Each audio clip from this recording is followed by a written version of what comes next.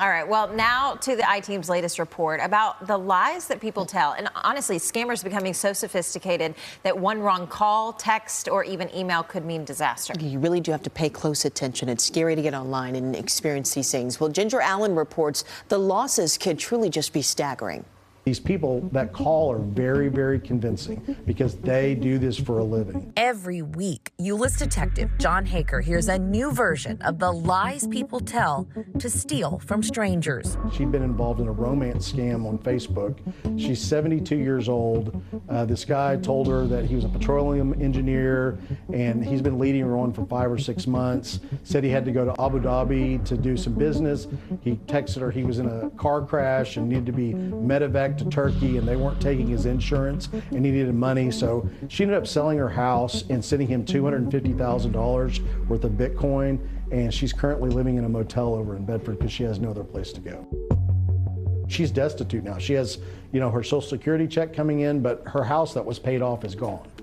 That was a long con, but Haker says in many Bitcoin scams, it's a race against the clock. Someone will contact them and say, hey, we're with your bank and there's some problems with your account and we need to help secure your money. So we need you to go withdraw it all in cash, go to a Bitcoin ATM, convert it into Bitcoin and send us back the code so we can keep your money safe. That's how it happened in White Settlement this summer. Hey, ma'am. Yes. Can I talk to you for a second? Please, I have the bank on the phone. Okay, let me talk to who you're talking to on the bank. I'm in danger.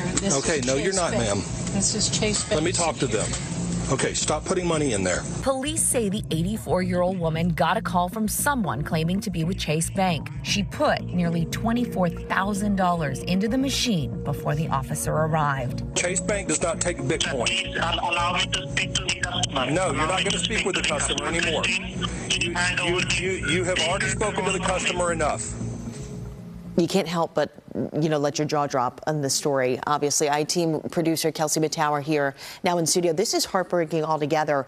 Tell us, does this particular case have a happy ending? So the ATM lady that we just saw on the camera, on the body camera, thankfully she did get her money back. They got there in time. That woman noticed that she was putting the cash in and called police, and they came and they were able to get it back. The woman who sold her house, I did talk to her on the phone maybe a month after that interview with Detective Haker, and she's in an apartment now, but she's, having to start completely over. Wow, because she just lost so much money. Yeah. Tell us, how can we trust these calls, these text messages, these emails even? Where do we begin with trying to decipher through what's real and what's fake? Yeah, the short answer is you can't trust anything, or you shouldn't trust anything, or trust but verify. Everything that I've learned is if you get an email, then try to verify it with a phone call, or if you get a phone call, verify it with an email. Or if you get a text message, try to go into your bank. Both of those cases, like the lady who sold her house, that was a long con, right? Like that lasted months and months and months. But then the woman who was putting the money in the ATM, it was high pressure, like it has to happen right now. Right. But in any case, like Detective Haker was like, you have to talk to somebody, right? Like neither of these women talked to anybody except the person who was scamming them. As soon as you start to explain the story, Padgett was just telling us about that, right, with his dad. Like, as soon as you start to tell someone, this is what's happening to me, or this is what somebody is saying, you're going to think, like, wait a second. Somebody would raise a red flag and start asking some questions. This does sound weird. Right. Okay. So. Kelsey Matower, thank you so much for waking up with us and helping a lot of our viewers out. We could all certainly use this information, so this is helpful reporting from you and the I-Team. And as always, you can find more information about all of this, and these stories are on our website at cbsnewstexas.com. Kelsey and the rest of the I-Team, and they listen to every single voicemail, they read every email, and if you have a story to share, call or email using the information on your screen right here.